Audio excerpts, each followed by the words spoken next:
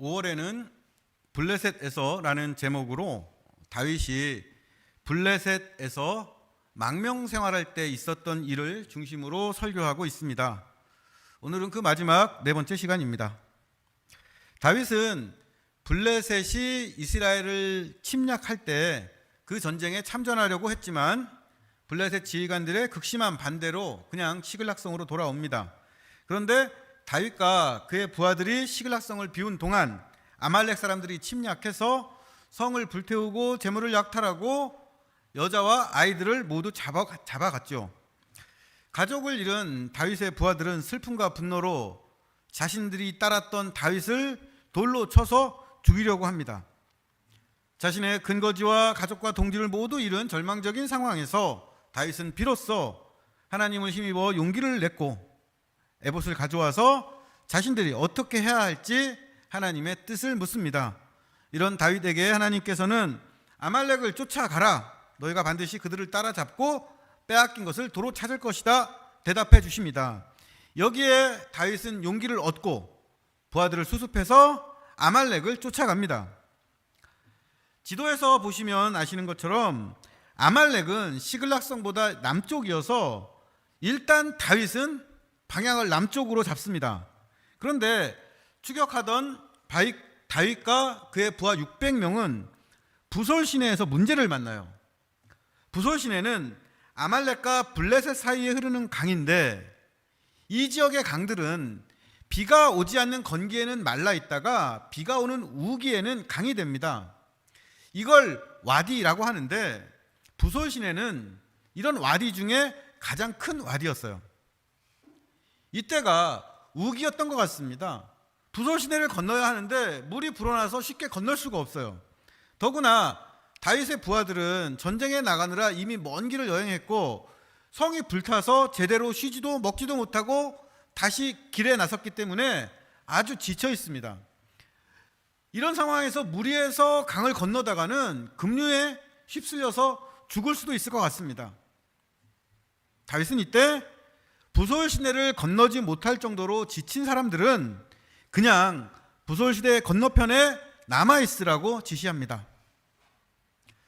아말렉과 싸워 이기고 빼앗긴 것을 찾아오려면 한 사람이라도 많은 게 좋겠지만 다윗은 부하들을 다그쳐서 강을 건너게 하기보다 무고한 희생이 없도록 사람들의 안전을 먼저 생각합니다. 출발했던 다윗의 부하 600명 중에 200명은 부솔 시내를 건너지 못하고 다윗은 남은 400명을 이끌고 아말렉을 추격합니다. 그러다가 들판에서 어떤 사람을 만나죠. 들판에서 만난 사람은 애굽 사람입니다. 애굽 사람은 이스라엘 사람과 외모에서 차이가 있어서 금방 다른 민족인 걸 알았을 텐데 다윗의 부하들은 들판에 쓰러져 있는 이 사람을 구조해서 데려옵니다. 이건 부하들 마음대로 한 일이 아니라 다윗의 지시였을 겁니다. 3일 동안 들판에서 먹지도 마시지도 못해서 거의 죽게 된 이 사람은 다윗이 준 떡과 물 그리고 무화과 포도주를 먹고 기운을 차립니다. 지금 아말렉을 추적하느라 한시가 급한 상황이라서 다른 일로 지체하면 안 되고 또 다윗의 일행들도 먹을 물과 식량이 부족했을 텐데 왜 다윗은 들판에 쓰러져 있던 사람에게 이런 호의를 베풀었던 걸까요? 이런 상상을 한번 해봅니다. 멀리서 이렇게 사람이 들판에 쓰러져 있는 걸 봐요. 이때 처음엔 저 사람이 끌려갔던 우리 식구들 중에 누구 아닐까? 이런 생각을 했을 겁니다. 그런데 가까이 가서 보니까 여자가 아니라 남자고 이스라엘 사람들보다 피부가 검은 애굽 사람이에요. 그 사람이 그냥 죽게 내버려둘 수도 있겠지만 문득 떠오르는 사람이 있습니다. 누구였겠어요? 지금 아말렉에게 붙잡혀서 광야로 끌려가고 있는 자신의 아내와 자식이죠. 언제 쓰러져 죽을지 모르는 처지가 이 애굽 사람과 비슷합니다. 다윗은 들판에 버려진 애굽 사람에게서 자기 가족들을 떠올렸고 그래서 처음 본 사람 다른 민족이었지만 차마 모른 척할 수 없는 마음 불쌍히 여기는 측인지심, 연민을 가졌던 것 같습니다. 다윗은 우연히 만난 그 사람을 불쌍히 여겼고 생명을 구해줍니다. 신약 성경에도 들판에 쓰러져 있는 이 애굽 사람 같은 사람이 있죠. 예수님의 선한 사마리아 사람 비유에 나오는 이스라엘 사람입니다. 사무엘상에서 들판에 쓰러져 있는 애굽 사람과 누가복음에서 강도를 만나 거의 죽게 된 이스라엘 사람은 누군가의 도움을 받지 못하면 죽는다는 공통점이 있습니다. 다윗은 조건을 따지지 않고 들판에 버려진 그 사람을 살려줍니다. 그리고 이 사람이 기운을 차리자 그가 누구이며 무슨 일이 있었던 건지 물어보죠. 그러자 이 사람은 자기는 애굽 출신인데 아말렉 사람의 종이었었다. 그런데 3일 전에 병이 나니까 주인이 자기를 그냥 들판에 버렸다 하면서 그 전에 아말렉 사람들이 시글락성을 불태울 때 같이 있었다고 말합니다. 다윗은 지금 아말렉 사람들을 쫓아가긴 하는데 이 아말렉 사람이 어디 있는지 모르고 그냥 가는 거예요. 그런데 우연히 아무 이득도 바라지 않고 호의를 베푼 사람에게서 자신이 얻어야 하는 가장 중요한 정보를 얻을 수 있게 된 겁니다. 이 애굽 사람은 그동안 아말렉과 함께 다녀서 이곳 지리를 잘 알고 함께 있을 때 들어서 아말렉이 지금 어디쯤 있을지도 압니다. 다윗은 이 사람에게 아말렉의 군대가 있는 곳으로 안내해달라고 부탁하죠. 그러자 이 애굽 사람이 말합니다. 사무엘상 30장 15절입니다. 다윗이 그에게 이르되 내가 나를 그 군대로 인도하겠느냐 하니 그가 이르되 당신이 나를 죽이지도 아니하고 내 주인의 수중에 넘기지도 아니하겠다고 하나님의 이름으로 내게 맹세하소서. 그리하면 내가 당신을 그 군대로 인도하리이다. 다윗 덕분에 목숨을 구한 애굽 사람은 아말렉 군대가 있는 곳으로 안내해달라는 다윗의 부탁에 그럼요, 제 목숨을 살려주셨는데요, 이러면서 그냥 들어주지를 않습니다. 조건을 내세우면서 맹세를 해달라고 요구하는 거예요. 이때 애굽 사람이 내세운 조건이 뭡니까? 자신을 죽이지 않을 것이고 아말렉 주인에게 다시 넘기지도 않겠다. 이것을 다윗이 하나님의 이름으로 맹세해달라는 조건입니다. 이 애굽 사람이 무슨 생각에서 이런 조건을 다윗에게 요구했는지 이걸 이해하려면 고대 사회에서 노예가 어떤 존재였는지, 어떤 사람인지를 먼저 알아야 합니다. 그 시대에는 부족과 부족끼리 크고 작은 많은 전쟁이 있었고 전쟁에서 승리한 부족은 패배한 부족 사람들을 노예로 삼았습니다. 그런데 그 시대 사람들은 자신이 태어나고 자란 부족과 분리가 되질 않습니다. 부족이 곧 나고 내가 곧 부족이에요. 부족의 운명이 내 운명입니다. 그래서 내가 속한 부족이 전쟁에서 졌다는 건 곧 내가 그 전쟁에서 죽었다는 뜻입니다. 전쟁에서 패배해서 노예가 된 사람은 살아있어도 이미 죽은 사람이에요. 노예를 왜 사람 취급하지 않느냐면 이 사람은 죽음이 연기된 사람인 것이고 진짜로 살아있는 사람은 아니라고 생각했기 때문입니다. 부족이 패배했을 때 같이 죽었어야 하는데 이렇게 죽을 걸 살려주었으니 승리한 사람은 그 사람을 자기 마음대로 처분할 수 있는 거죠. 노예는 이미 죽은 사람입니다.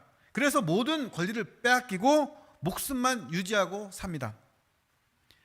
애굽 노예의 주인이었던 아말렉 사람도 자기 종이 병들어서 거추장스럽게 되니까 그냥 들판에 버립니다. 전쟁 때 죽었어야 하는 사람을 이제까지 살려주었으니까 아무 때나 죽게 내버려둬도 상관없는 거예요. 그런데 다윗의 도움으로 생명을 건진 사람은 아말렉을 추격하도록 도와달라는 다윗의 부탁에 뜻밖의 요구를 합니다. 첫 번째, 나를 죽이지 말아라. 자신을 아무 때나 죽일 수 있는 노예 취급하지 말라는 겁니다.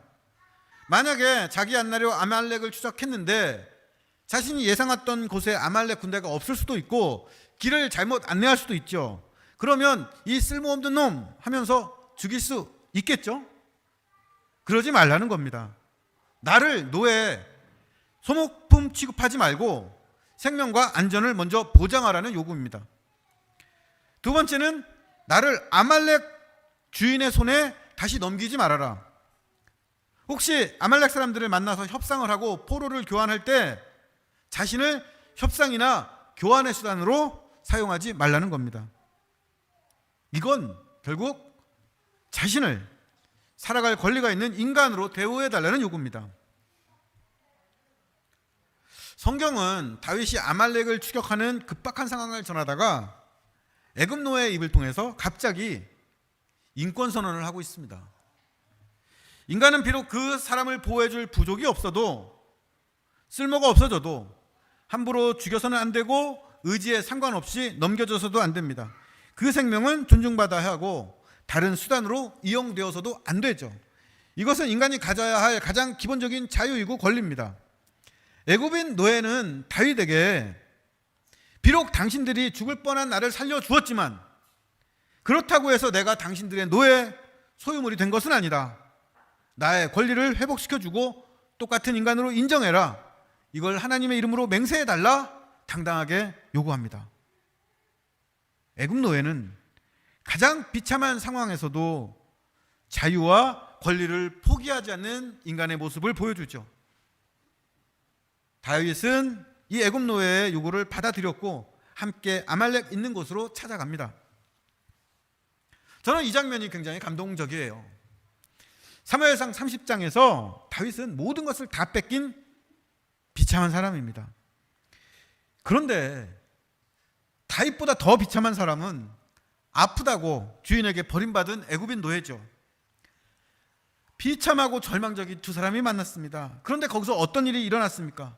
애굽 노예는 자기처럼 비참하고 절망적인 다윗의 도움으로 죽을 고비에서 목숨을 건지고, 다윗은 우연히 구해준 애굽 노예에게서 자신이 꼭 얻어야 할 결정적인 정보를 얻습니다. 또 이 애굽 노예는 이상하게 이 딱한 처지에 있는 다윗에게서 희망을 봅니다. 다윗이 자신이 잃어버린 권리와 자유를 회복시켜줄 사람이라는 희망이에요. 그래서 맹세를 하라고 부탁하는 겁니다. 비참한 두 사람이 들판에서 우연히 만났고 도움을 주고 대화를 나눕니다. 그러면서 서로에게서 희망을 보고 서로 상대가 잃어버린 것을 찾아주기로 약속하고 같이 길을 떠나죠. 이 장면을 보면 서로를 살리고 존중하고 희망을 찾도록 돕는 것이 하나님께서 사람과 사람을 만나게 하신 목적이라는 생각이 듭니다. 다윗 일행 400명은 애굽인 노예의 도움으로 마침내 아말렉 군대의 야영지를 찾아냅니다. 아말렉 사람들은 흥청망청 먹고 마시다 밤늦도록 춤추다 잠이 들어요.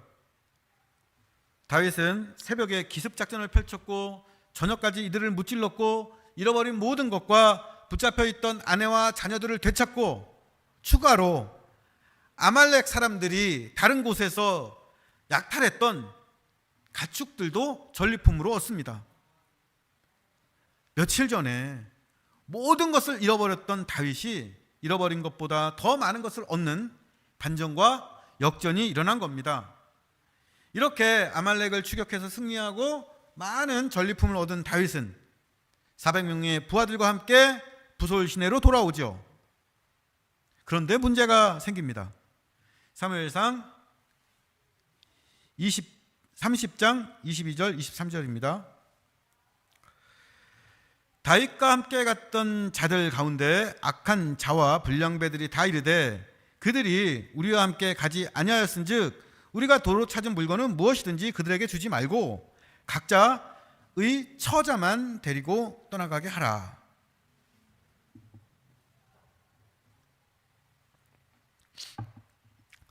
다윗과 함께 갔던 사람들이 이제 아말렉과의 전쟁에서 승리하고 전리품을 가지고 의기양양하게 돌아오는데 오다가 생각해 보니까 부솔 시내에 남아있던 그 200명은 아무것도 한 게 없는 거예요. 자신들은 힘들게 아말렉 추격해서 위험을 무릅쓰고 싸우는 동안 200명은 부솔 시내에서 안전하고 편안하게 쉬고 있었습니다. 이 사람들에게 전리품을 나눠주는 게 아까운 겁니다. 자신들이 아니었으면 200명은 아내와 자식들도 찾지 못했을 텐데 자기들 덕분에 가족은 찾았죠. 이것만으로도 감지덕지지. 도로 찾은 재산이나 양떼와 소떼까지 나눠주는 건 불공평하지. 그러니까 200명에게는 자기 가족만 데려가도록 합시다. 이런 생각하고 이렇게 하자고 다윗에게 요구합니다.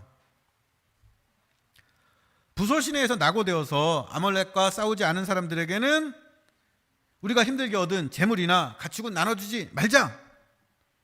이렇게 주장하는 사람들을 성경은 뭐라고 부릅니까? 악한 사람, 불량배라고 합니다. 성경은 아주 단호합니다. 자기들이 얻은 성과를 독점하겠다는 사람은 나쁜 놈, 비열한 놈이라고 기록해요. 이런 일부 사람들의 요구에 다윗이 어떻게 대답했습니까? 사무엘상 30장 23장 23절에서 25절입니다. 다윗이 이르되 나의 형제들아 여호와께서 우리를 보호하시고 우리를 치러 온 그 군대를 우리 손에 넘기셨은즉 그가 우리에게 주신 것을 너희가 이같이 못하리라. 이 일에 누가 너희에게 듣겠느냐? 전장에 내려갔던 자의 분깃이나 소유물 곁에 머물렀던 자의 분깃이 동일할지니 같이 분배할 것이니라 하고 그날부터 다윗이 이것으로 이스라엘의 율례와 규례를 삼았더니 오늘까지 이르니라. 다윗은 이 일에 대해서 누가 너희들 말을 듣겠느냐? 다시 말하면 내가 너희들 말 들어줄 것 같아? 절대 안 돼. 분명하게 거절합니다. 그리고 부솔 시내를 건너가 아말렉과 싸웠던 400명과 부솔 시내에서 짐을 지키며 남아있던 200명은 똑같이 자기 재산을 돌려받고 전리품도 공평하게 배분받을 거라고 선언합니다.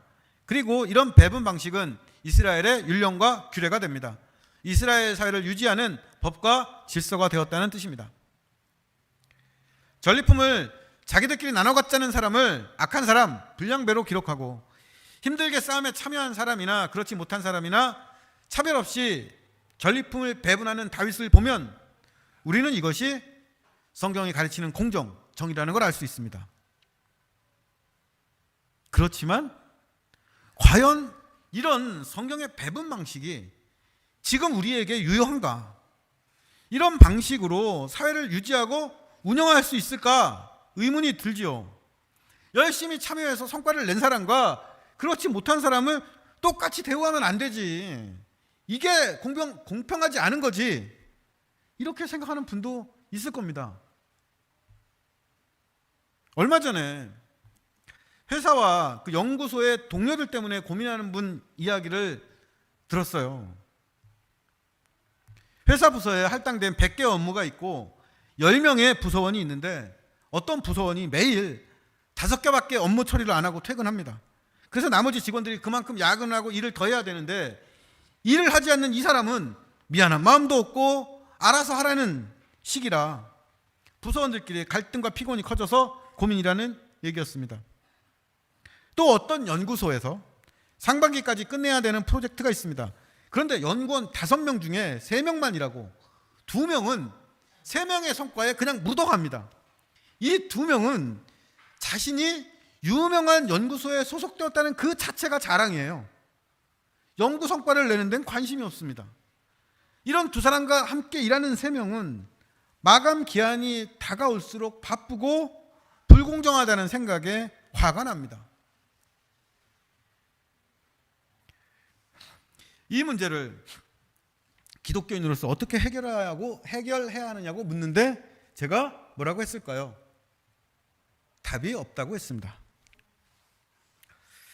현재 대한민국이 해결해야 될 가장 중요한 문제는 공정입니다. 90년대 이후에 태어난 젊은이들이 갖는 가장 큰 불만은 대한민국 사회가 공정하지 않다는 것이고 이 문제에 대한 많은 논쟁과 책이 있습니다. 공정을 수고하고 참여하고 성과를 낸 만큼 자기 몫을 가져가는 것, 이렇게 정의하면 아말렉을 추격해서 싸운 사람들이 더 많은 걸 가져가야 된다는 그 주장이 옳습니다. 악인과 불량배의 주장이 아니에요. 앞에서 말씀드린 것처럼 직장이나 사회에서도 이런 공정 때문에 많은 갈등과 문제가 생깁니다. 그런데 여기에 성경적인 답이 없다는 건 성경이 말하는 공정이 지금 우리가 생각하고 기준으로 삼는 그 공정과는 차이가 있기 때문입니다. 성경이 말하는 공정은 성과가 아니라 자격을 기준으로 하는 공정이에요. 성과가 아니라 자격의 기준이라는 것은 이런 뜻입니다. 남편과 아내, 초등학생과 고등학생으로 이루어진 어떤 가족이 있다고 생각해 보겠습니다. 이 가족 중에 한 사람만 돈을 벌어요. 그런데 고등학생 자녀가 입시 때문에 학원을 다니고 싶습니다. 이 고등학생은 경제활동을 하지 않지만 자신에게 더 많은 걸 지출해 달라고 요구할 수 있죠. 만약에 이 가족 중에 초등학생 자녀가 아파요. 수술과 입원으로 병원비가 많이 드는 상황이 되었습니다. 이때 돈을 버는 가장이 내가 번 돈을 병원비로 다 쓰는 건 아깝다. 한 사람에게 너무 많이 돈이 들어가는 건 공정하지 않다. 이렇게 이야기하면 이 가장은 나쁜 사람입니다. 왜냐하면 이들은 가족이기 때문이에요. 가족은 성과가 아니라 자격에 따라서 배분받는 공동체입니다. 가족관계에서 중요한 건 성과와 효율이 아니라 그 사람이 내 가족인가 아닌가 그 자격이에요. 성경이 추구하는 공동체는 회사가 아니라 가족입니다. 그래서 성과가 아닌 자격을 따라서 배분하는 걸 선하고 공정하다고 합니다. 성경의 공동체 정신과 배분 방식을 우리 일상에 적용하고 이 원리로 사회생활을 할 수 없는 이유는 우리가 살아가는 이 사회와 조직이 성과가 없어도 배분 자격을 주는 가족이 아니기 때문입니다. 그래서 이윤 추구가 목적인 회사나 성과를 내야 하는 기관에 있는 사람에게 성경적인 정의를 따르고 이대로 행동하라고 요구하거나 강요할 수가 없는 거죠. 하지만 하나님께서는 성경을 통해서 국가와 사회라는 큰 단체가 추구해야 할 정의는 결국 성과가 아니라 자격으로 배분되는 가족관계의 정의라는 걸 가르쳐 줍니다. 다윗은 부솔 시내에 남아있던 200명에게 똑같이 전리품을 배분하기로 결정했을 때 이 다윗의 마음에는 하나님에 대한 믿음이 있었습니다. 사무엘상 30장 23절에서 다윗은 나의 형제들아 여호와께서 우리를 보호하시고 우리를 치러 온 그 군대를 우리 손에 넘기셨으니 그가 우리에게 주신 것을 너희가 이같이 못하리라 말합니다. 다윗은 며칠 전 자기가 이루었던 모든 성과와 업적을 잃어버렸습니다. 그런데 하나님께서 그들을 보호하고 인도하셔서 들판에서 애굽인 노예를 만나게 하셨고 그 덕분에 기습을 해서 숫자가 훨씬 많은 아말렉을 이기고 잃었던 것을 되찾고 전리품도 얻을 수 있었습니다. 이것은 자신들의 힘과 지혜로 얻은 것이 아니라 하나님께서 주신 선물 은혜입니다. 여기서 다윗은 자신들이 가진 모든 것은 그들의 성과 업적이 아니라 하나님께서 그분의 백성에게 주신 선물이라는 걸 깨달았습니다. 그런데 어떻게 이들이 하나님의 백성이라는 자격을 얻었습니까? 하나님께서 다윗이 행한 대로 자격을 주셨다면 블레셋 용병 노릇하며 다른 사람 약탈하고 살인했던 다윗은 자격이 없어요. 하나님께서 이스라엘 땅에 있는 사람에게만 하나님 백성 되는 자격을 주셨다면 이스라엘을 떠나서 블레셋의 망명에 있는 다윗은 자격이 없습니다. 하지만 하나님은 다윗이 무슨 일을 했고 어디에 있는지에 상관없이 하나님의 백성이라는 자격을 유지시켜 주셨고 선물을 주셨습니다. 다시 말하면 하나님의 백성이란 자격도 하나님의 선물입니다. 이걸 깨달았기 때문에 다윗은 성과 없고 자격 없는 200명의 사람들을 전리품을 배분하는 데서 제외시키지 않았던 거죠. 하나님께서 주신 은혜를 마음대로 판단해서는 안 된다는 거였습니다.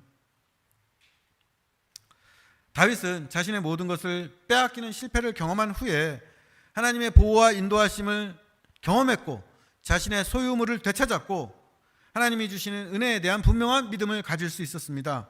그래서 가서 싸운 400명이나 남아있던 200명을 차별하지 않고 전리품을 배분했던 것이고 이것이 이스라엘이라는 국가를 운영하는 기본 원리가 되었습니다.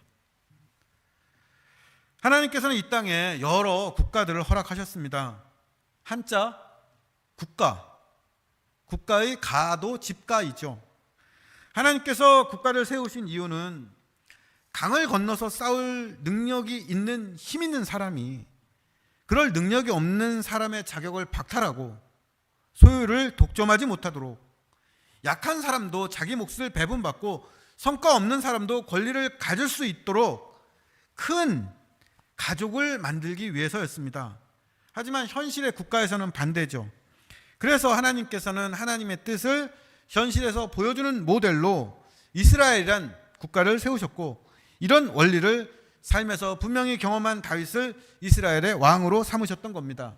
그리고 이것이 하나님 나라의 원리가 되어서 성과나 업적이나 능력이 아니라 은혜에 대한 믿음으로 구원받고 하나님 나라의 백성이 되는 거죠. 이런 성경적인 원리를 우리가 매일 일하는 직장이나 사업장이나 조직에서 개인적으로 실현하는 건 굉장히 어렵습니다. 하지만 이것이 이 세상과 사회와 국가를 향한 하나님의 뜻이라고 우리가 믿는다면 우리는 개인이 할 수 없는 여러 가지 시도와 노력을 함께 할 수 있고, 이 세상을 지배하고 세상을 움직이는 가치와는 다른 가치를 만들어내고 또 그것을 실제로 시도하고 경험하는 가족 같은 교회 공동체를 이룰 수 있습니다.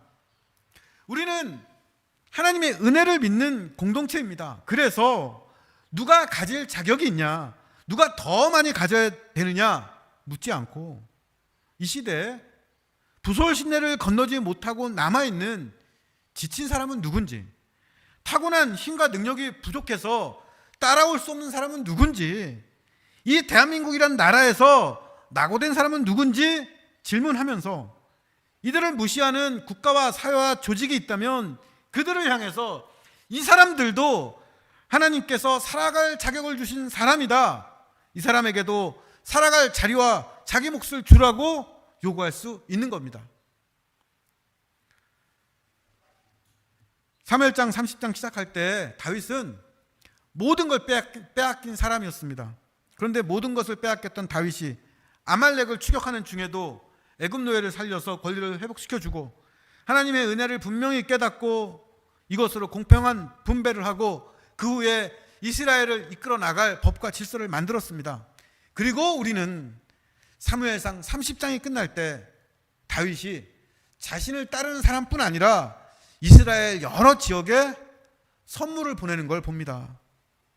그때 이스라엘은 블레셋과 전쟁을 하느라 많은 것이 부족할 때였을 겁니다. 다윗의 선물은 이런 사람들에게 큰 위로와 도움이 되었겠죠. 모든 것을 빼앗겼던 다윗이 모든 사람에게 선물을 나눠주는 사람으로 끝이 납니다.